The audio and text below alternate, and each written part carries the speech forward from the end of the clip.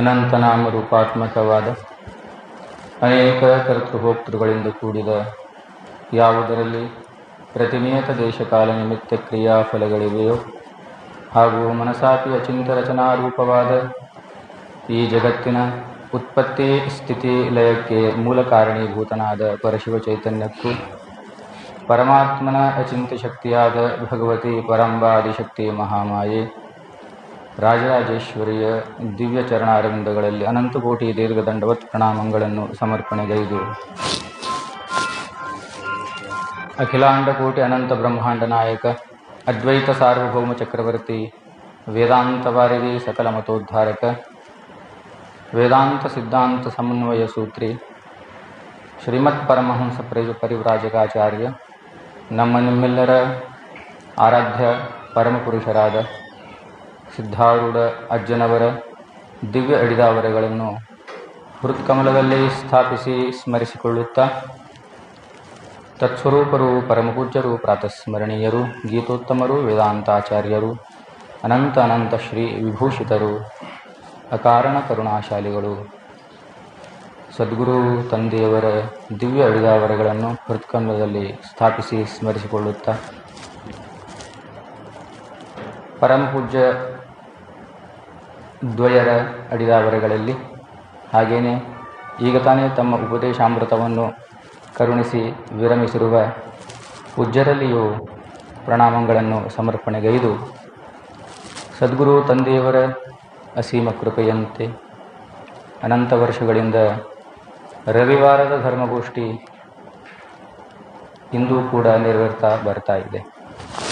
ತದಂಗವಾಗಿ ಇಂದು ಚಿಂತನೆಗೆ ಇಟ್ಟುಕೊಂಡ ವಿಷಯ ಆಚಾರ್ಯ ಭಗವಾನರ ಮಣಿರತ್ನಮಾಲೆಯ 16ನೇ ಪದ್ಯ 3ನೇ ಚರಣವನ್ನು ಕುರಿತು ಪೂಜ್ಯರೆಲ್ಲ ನಿಮ್ಮಗಳನ್ನು ಉಪದೇಶಗೈವರಿದ್ದಾರೆ.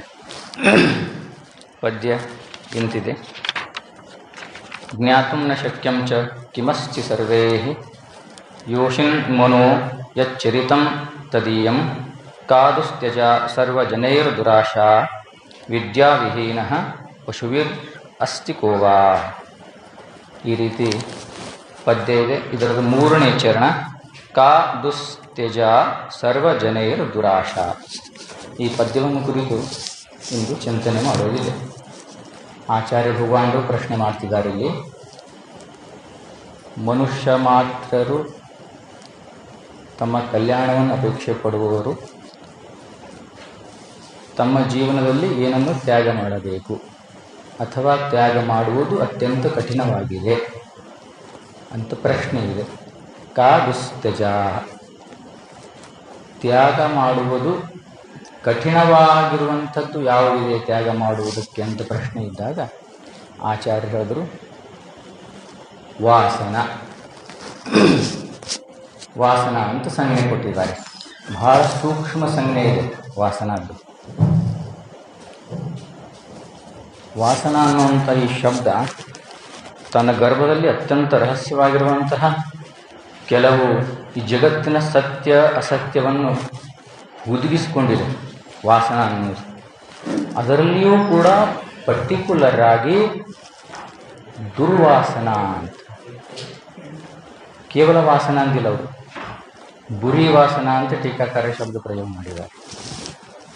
ವಾಸನೆಗಳಲ್ಲಿ ಶಾಸ್ತ್ರ ಪ್ರಕಾರ ಹೋಗಿದ್ರೆ ಬಹಳಷ್ಟು ಪ್ರಭೇದ ಮಾಡಿದ್ದಾರೆ. ಆದರೆ ಮುಖ್ಯವಾಗಿ ಸಾಧಕನ ಜೀವನದಲ್ಲಿ, ಪರಮಾರ್ಥವನ್ನು ಸಾಧಿಸುವಂತಹ ಜೀವನದಲ್ಲಿ ತನ್ನ ಮುಂದೆ ಬರುವಂತಹ ಪ್ರತಿಬಂಧಕಗಳು ಈ ವಾಸನೆಯ ಮೂಲಕವಾಗಿಯೇ ಬಂದು ಆವಿರ್ಭಾವ ಆಗ್ತವೆ. ಮುಂದೆ ವಾಸನ ಅನ್ನುವಂತಹ ಶಬ್ದ ಪ್ರತಿಯೊಬ್ಬ ಸಾಧಕನ ಮೂಲ ಲಕ್ಷ್ಯಕ್ಕೆ ಬಹಳ ದೊಡ್ಡ ಬ್ಯಾರಿಯರ್ ಇದೆ. ಇದು ದೊಡ್ಡ ತಡೆ ವಾಸನ. ಇದಕ್ಕೆ ಮುಂದೆ ಹೇಳ್ತಾರೆ ಅವರು, ವಾಸನ ಅಂದರೆ ಆಶಾ ಅಂತ. ಪರಂತು ಈ ವಾಸನ ಏನಿದೆಯಲ್ಲ ವಾಸಯತಿ ಇರುತ್ತದೆ. ಕರ್ಮಣಾ ಯೋಜಯತಿ ಜೀವ ಮನಾಂಸೀತಿ. ಈ ವಾಸನ ಇರ್ತದ ಎಲ್ಲಿ?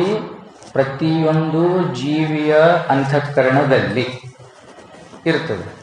ಇದ್ದುಕೊಂಡು ಏನು ಮಾಡ್ತದ್ರಿ ಅಂದ್ರೆ ಅವನ ಅನಂತ ಜನ್ಮಗಳ ಸಂಸ್ಕಾರದ ಅನುಸಾರವಾಗಿ ಜನ್ಮ ಕೊಟ್ಟು ಪ್ರಸಂಗಾನುಸಾರವಾಗಿ ದೇಶ ಕಾಲ ವಸ್ತುವಿನ ಅನುಸಾರವಾಗಿ ಕರ್ಮದಲ್ಲಿ ಪ್ರವೃತ್ತಿ ಮಾಡಿಸ್ತದೆ.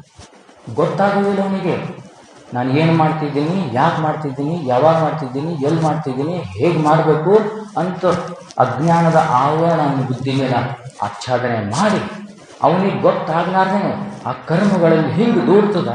ಕರ್ಮದಲ್ಲಿ ಬಿದ್ದು ಹೊರಳಾಡಿ ನಲಿದು ದುಃಖಿಯಾಗಿ ಹೊಳ್ಳಿ ತಿರುಗಿ ನೋಡಿದಾಗ ಏನನ್ನು ಮಾಡಿದೆ ನಾನು ನನ್ನ ಜೀವನದಲ್ಲಿ, ಇದು ಮಾಡ್ಬೋದಿತ್ತ, ಇದು ಯಾಕೆ ಮಾಡಿದೆ, ಇದು ನನ್ನಿಂದ ಯಾಕಾಯಿತು, ನಾನು ಮಾಡುವಂಥ ಪೂರ್ವ ನಿಯೋಜಿತ ಕರ್ಮನೂ ಅಲ್ಲ ಅನ್ನುವಂತಹ ಒಂದು ಬುದ್ಧಿನೂ ಉತ್ಪನ್ನ ಮಾಡಿಸುವುದು ಈ ವಾಸನ. ಅಷ್ಟು ಪ್ರಬಲವಾಗಿರುವಂಥದ್ದು ವಾಸನ ಅದ. ಇದು ವಾಸನ ಪ್ರತಿಯೊಬ್ಬ ಜೀವಿಯ ಅಂತಃಕರಣದಲ್ಲಿ ಇದ್ದೇ ಇರ್ತದೆ. ಇದು ಈಶ್ವರ ಲಿಖಿತದ. ಇವನು ಕರ್ಮಾನುಸಾರವಾಗಿ ಈಶ್ವರ ಲಿಖಿತವಾಗಿರುವಂತಹ ವಾಸನ ಈಗ ಜನ್ಮ ಧಾರಣೆ ಮಾಡ್ಕೊಂಡು ಇಷ್ಟು ಅದ್ಭುತವಾಗಿರುವಂಥ ಶರೀರ ರೂಪದಲ್ಲಿ ಬಂದಿದೆ. ಹೌದಾ? ಈ ವಾಸನ ಏನದಲ್ಲ, ಎರಡು ಪ್ರಕಾರವಾಗಿರುವಂಥ ಫಲ ಕೊಡ್ತದೆ. ಒಂದು ಶುಭ ಕರ್ಮದ ಅನುಸಾರವಾಗಿ ಶುಭ ಕರ್ಮದಲ್ಲಿ ಪ್ರವೃತ್ತಿ ಮಾಡಿಸ್ತದೆ. ಅನಂತ ಜನ್ಮಗಳಲ್ಲಿ ಒಳ್ಳೆಯ ಕರ್ಮ ಆಚರಣೆ ಮಾಡಿದ್ದ ಅಂದರೆ ಶುಭ ಕರ್ಮದಲ್ಲಿ ಪ್ರವೃತ್ತಿ ಮಾಡಿಸ್ತದೆ ವಾಸನ. ಅನಂತ ಜನ್ಮಗಳಲ್ಲಿ ಇವನು ದುಷ್ಕರ್ಮಗಳನ್ನು ಆಚರಣೆ ಮಾಡಿದ್ದ ಅಂದರೆ ಈ ಜನ್ಮಕ್ಕೆ ಅವನು ಫಲ ಕೊಡೋದಿತ್ತಂದ್ರೆ ದುಷ್ಕರ್ಮದಲ್ಲಿ ಗೊತ್ತಾಗಲಾರ್ದಾನೆ ಅವನಿಗೆ ಅದರಲ್ಲಿ ಪ್ರವೃತ್ತಿ ಮಾಡಿಸ್ತದೆ. ಯಾವುದು? ಈ ವಾಸನ.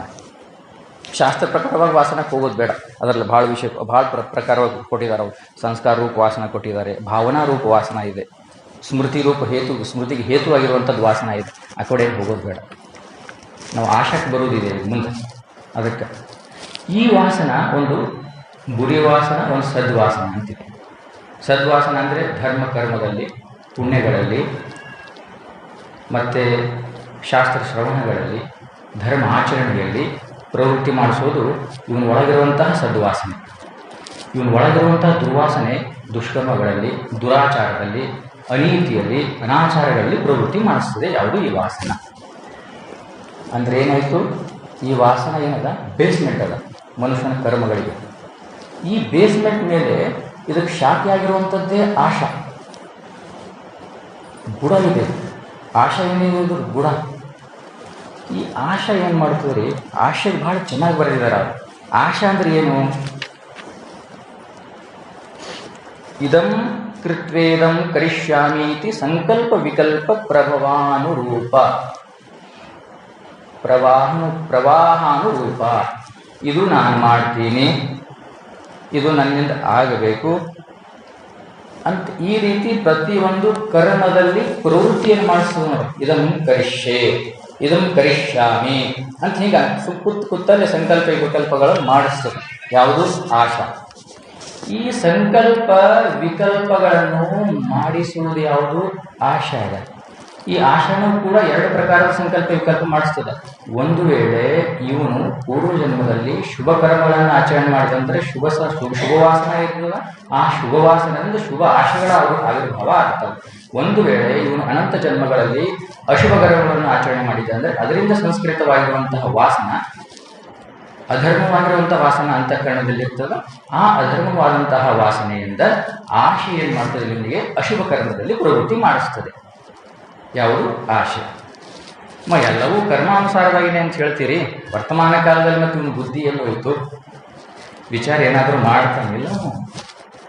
ಇದು ಒಳ್ಳೆಯದು, ಇದು ಒಳ್ಳೆಯದು, ಇದು ಕೆಟ್ಟದ್ದು, ಇದು ಧರ್ಮವಾಗಿರುವಂಥದ್ದು, ಇದು ಅಧರ್ಮವಾಗಿರುವಂಥ ಕರ್ಮ ಅಂತ ಏನು ವಿಚಾರ ಮಾಡೋದಿಲ್ಲ. ನಾವು ಸ್ವಬುದ್ಧಿ ಏನಿಲ್ಲ ನಮಗೆ.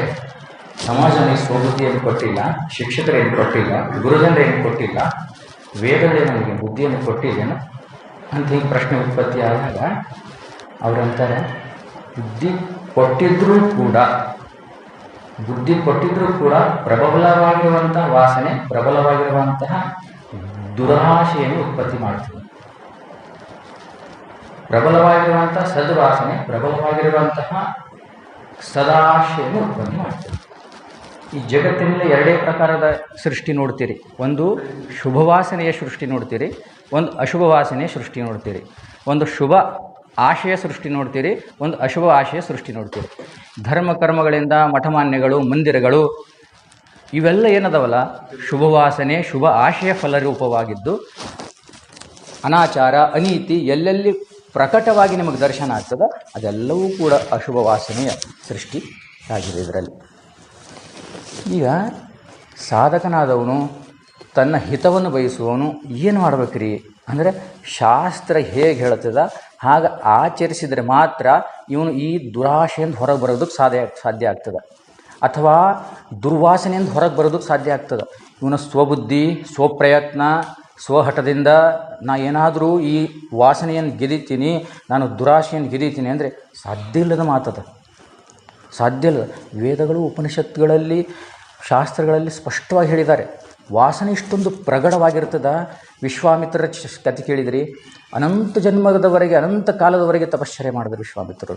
ಆದರೆ ಬ್ರಹ್ಮಋಷಿ ಆಗಬೇಕು, ನಾನು ರಾಜಋಷಿ ಇದ್ದರು, ನಾನು ಬ್ರಹ್ಮಋಷಿ ಆಗಬೇಕು ಅಂತ ತಪಶ್ಚರ್ಯ ಮಾಡಿದ್ರು. ಆದರೆ ಎದುರುಗಡೆ ವಾಸನೆ ಹೆಂಗೆ ಬಂತು ನಿಂತಂದರೆ ಒಂದು ಸ್ತ್ರೀ ರೂಪದಲ್ಲಿ ಬಂದು ನಿಂತಿತ್ತು.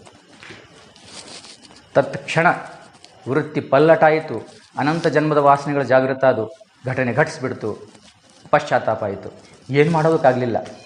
ಅಲ್ಲಿ ಯಾವ ತಪಶ್ಚರದ ಜ್ಞಾನವೂ ಕೂಡ ಆ ಕ್ಷಣಕ್ಕೆ ರಕ್ಷಣೆ ಮಾಡಲಿಕ್ಕಾಗಲಿಲ್ಲ. ಒಂದೇ ಒಂದು ಕ್ಷಣ, ಅಧಿಕ ಹಾಗೂ ಇದು ಇಲ್ಲ. ಇಲ್ಲಿ ಒಂದೇ ನಮಗೆ ದಾರಿದೀಪ ಅಂದರೆ ಒಂದು ಈಶ್ವರ ಭಕ್ತಿ, ಒಂದು ಗುರುಭಕ್ತಿ.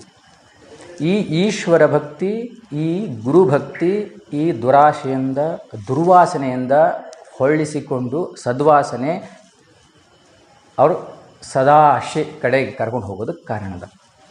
ಅದರಲ್ಲಿ ಮತ್ತೇನು ಬರ್ತಿದ್ದಾರೆ ಅಂದರೆ ವಿಷಯಗಳ ಪ್ರತಿವಾಸನೆ ಇರ್ತದೆ. ಮುಖ್ಯವಾಗಿ ವಿಷಯಗಳ ಪ್ರತಿ, ಹೀಗೆ ಹೇಳಿದ್ರಲ್ಲಿ ಪೂಜ್ಯರು, ಯದಿ ಮುಕ್ತಿಂ ಇಚ್ಛತಿ ಚೇತ್ತಾತ ವಿಷಯಾನ್ ವಿಷವತ್ ತ್ಯಜ. ಒಂದು ವೇಳೆ ಮನುಷ್ಯನೇ ನಿನಗೆ ಮುಕ್ತಿ, ಆನಂದ, ಶಾಂತಿ, ಸಮಾಧಾನ ಬೇಕಿತ್ತು ಅಂದಾಗ ಏನು ಮಾಡು, ವಿಷಯಗಳನ್ನು ವಿಷವತ್ ತ್ಯಜ. ವಿಷಯಗಳನ್ನು ಅಂದರೆ ದುರ್ವಿಷಯಗಳನ್ನು, ದುರಾಶೆಯನ್ನು ಹೇಗೆ ವಿಷವತ್ ತ್ಯಾಗ ಮಾಡಬೇಕು. ವಿಷ ಸ್ವಲ್ಪ ರುಚಿ ನೋಡಿ ಬಿಡ್ತೀನ್ರಿ, ಟೇಸ್ಟ್ ಮಾಡಿ ಬಿಡ್ತೀನ್ರಿ, ಹಿಂಗೆ ಏನರ ಅದೇನು ಇಲ್ಲ. ಬ್ಲ್ಯಾಕ್ ಕೋಬ್ರಾ ದೂರ ಕಾಣ್ತು ಅಂದ್ರೆ ಟಣ್ಣಂತ ಜಿಗಿತಾನೆ ಮನುಷ್ಯ. ಅದಕ್ಕೆ ಹೋಗಿ ಈಶ್ವರನ ಥರ ಕೊಳಗೆ ಹಾಕ್ಕೊಂಡು ಕುಣಿದಾಡ್ತಾನೆ, ಹಾಗೇನಾಗೋದಿಲ್ಲ. ಯಾಕೆ ಅದಕ್ಕೆ ಮುಟ್ಟಿದ್ರೆ ಆ ಕೈಲಾಸ ಪತಿ ಆಗ್ತೀನಿ, ಕೈಲಾಸ ಸೇರ್ತೀನಿ ಅಂತ ಗೊತ್ತಾಯ್ತು ಇವನಿಗೆ. ಹೇಗೆ ಅದನ್ನು ತ್ಯಾಗ ಮಾಡ್ತಾನೋ ತದ್ವತ್ ವಿಷಯಗಳಿಂದ ನನಗೆ ಮರಣನೇ ಸಂಭವಿಸ್ತದೆ, ನನಗೆ ಅಮೃತತ್ವದ ಸಿದ್ಧಿ ಆಗೋದಿಲ್ಲ ಅಂತ ಇವನಿಗೆ ಮೊದಲು ಜ್ಞಾನ ಇರಬೇಕು. ಪರಂತು ಇವನಿಗೇನದ ತುರಂತ ಯಾವ ಮೆಡಿಸನ್ ರಿಯಾಕ್ಷನ್ ಮಾಡ್ತದಲ್ಲ ಅದೇ ತೋಳ್ತಾನೆ ಇವನು. ನಿಧಾನವಾಗಿ ಮಾಡುವಂಥ ಮೆಡಿಸನ್ಗಳ ಅಭ್ಯಾಸ ಇಲ್ಲ ಇವನಿಗೆ. ಎಲ್ಲವೂ ಕೂಡ ಆಧುನಿಕ ಯುಗದಲ್ಲಿ ಅಟ್ ಪ್ರೆಸೆಂಟ್ ಇವನಿಗೆ ಕ್ರಿಯಾಶೀಲ ಮಾಡಬೇಕು. ಹಾವಿನ ವಿಷ ತುರಂತ ಇವನಿಗೆ ಪ್ರಭಾವ ಮಾಡ್ತದೆ, ಅದಕ್ಕೆ ಅದನ್ನು ನೋಡಿ ಹೆದರ್ತಾನೆ. ಈ ವಿಷಯಗಳೇನದಲ್ಲ ಶಬ್ದ, ಸ್ಪರ್ಶ, ರೂಪ, ರಸಗಂಧಾದಿಗಳು ಇವನಿಗೆ ನಿಧಾನವಾಗಿ ನಿಧಾನವಾಗಿ ನಿಧಾನವಾಗಿ ಮೃತ್ಯು ದ್ವಾರದ ಕಡೆ ಕರ್ಕೊಂಡು ಹೋಗ್ತಿರ್ತಾವೆ. ಗೊತ್ತಿಲ್ಲ ಅವನಿಗೆ. ಯಾಕೆ ಸ್ವಲ್ಪ ಸುಖ ಕೊಟ್ಟಂಗೆ ಮಾಡಿ ಜಗಿತಾರೆ, ಒಂದಿಷ್ಟು ಸುಖ ಕೊಟ್ಟಂಗೆ ಮಾಡಿ ಆ ಕಡೆ ಜಗಿತಾರೆ. ಹೌದಿಲ್ಲ? ಅದಕ್ಕೆ ಅಂದ್ರೆ ಅವರು ಇಚ್ಛೆ ಇತ್ತು, ಯದಿ ಮುಕ್ತಿ ಇಚ್ಛತಿ ಚೇತ್ತಾದ ವಿಷಯಾನ್ ವಿಷವತ್ಯಜ ಅಂದರು. ಆಶೆ ಯಾರಿಗಿರ? ಎಲ್ಲರಿಗೆ ಆದ ಆಶೆ. ರಾಜನಿಗೆ ಹಿಡ್ಕೊಂಡು ರಂಕನವರೆಗೆ ಎಲ್ಲರಿಗೆ ಆಶೆ. ಆಶೆ ಎಂಬುದು ಬರೆದರು ವಚನಕಾರರು. ಅರಸಿಂಗಲ್ಲದೆ ಶಿವಭಕ್ತರಿಗುಂಟೇ ಅಯ್ಯ. ಅರಸನಿಗೆ ಆಶೆ ಅದ, ಪರಮಾತ್ಮನ ಭಕ್ತರಿಗೆ ಆಶೆ ಇಲ್ಲ. ಆಶೆ ಎಂಬುದು ಅರಸಿಂಗಲ್ಲದೆ ಶಿವಭಕ್ತರಿಗುಂಟೇ ಅಯ್ಯ. ರೋಷ ಎಂಬುದು ಯಮದೂತರಿಗಲ್ಲದೆ, ರೋಷ ಎಂಬುದು ಯಮದೂತರಿಗಲ್ಲದೆ ಪರಮಾತ್ಮನ ಭಕ್ತರಿಗುಂಟೇ ಇಲ್ಲ. ಅದಕ್ಕೆ ಎರಡೇ ಮಾರ್ಗದವ, ಒಂದು ಗುರುಪದೇಶ, ಗುರು ಮಾರ್ಗದರ್ಶನ, ಇನ್ನೊಂದು ಶಾಸ್ತ್ರದ ಅನುಸಾರವಾಗಿ ಪರಮಾತ್ಮನ ಈಶ್ವರ ಭಕ್ತಿ ಮಾಡಿ ಈ ಆಶೆ, ಈ ಕಾಮನೆ, ಈ ವಾಸನೆಯಿಂದ ಮುಕ್ತನಾಗೋದಕ್ಕೆ ಬರ್ತದೆ. ಅದಕ್ಕಾಗಿ ಇಂದು ಆಚಾರ್ಯ ಹೇಳ್ತಾರೆ, ಏನೇನ ಪ್ರಕಾರವಾಗಿ ಆಶೆ ಮಾಡೋದು ತಪ್ಪಲ್ಲ, ತನ್ನ ಸೀಮಿತ ತಮ್ಮ ದಾರಿಯಲ್ಲಿ ತನ್ನ ಅಧಿಕಾರಾನುಸಾರವಾಗಿ ಆಶೆ ಮಾಡೋದು. ಇವನು ಅಧಿಕಾರಕ್ಕೇ ಬರೋಂಗಿಲ್ಲ. ಇವನು ಈ ಪಂಚಾಯತ್ ಎಲೆಕ್ಷನ್ ನಿಂದ್ರದ ಸೀಟ್ ಕೊಡೋಂಗಿಲ್ಲ. ಮುಖ್ಯ ಅವನು ಹೋಗಿ ನಾನು PM ಕ್ಯಾಂಡಿಡೇಟ್ ಆಗ್ತಿದ್ದೆ, ಹೆಂಗೆ ಆಗ್ತದೆ? ಅದಕ್ಕೆ ಯೋಗ್ಯತೆ ನೋಡಿ ಆಶೆ ಮಾಡಬೇಕು. ಆಶೆ ಇಲ್ಲ ಕಲ್ಯಾಣ ಆಗ್ತದೆ, ಸದಾಶೆಯಿಂದ ಕಲ್ಯಾಣ ಆಗ್ತದೆ, ದುರಾಶೆಯಿಂದ ದುರ್ಗತಿಗೆ ಹೊಂದುತ್ತೀವಿ. ಅಧಿಕ ಸಮಯದೊಳಗೆ ಬಹಳಷ್ಟು ಸಮಯ ಆಗಿದೆ. ಇನ್ನು ಸದ್ಗುರು ತಂದೆಯವರು ಇನ್ನು ಪೂಜ್ಯ ದ್ವಯರು ಕೂಡ ನಮ್ಮ ಉಪದೇಶಕ್ಕೆ ಹೇಳಿದ್ದಾರೆ. ಆ ಕಾರಣಕ್ಕಾಗಿ ನನ್ನ ವಾಣಿಗೆ ವಿರಾಮ ಹೇಳಿ ಸದ್ಗುರು ತಂದೆಯವರ ಅವರಲ್ಲಿ ಈ 2 ತೊಗಲು ನುಡಿಗಳನ್ನು ಅರ್ಪಣೆ ಮಾಡಿ ಕರೆಯುವಂಥ ಸರ್.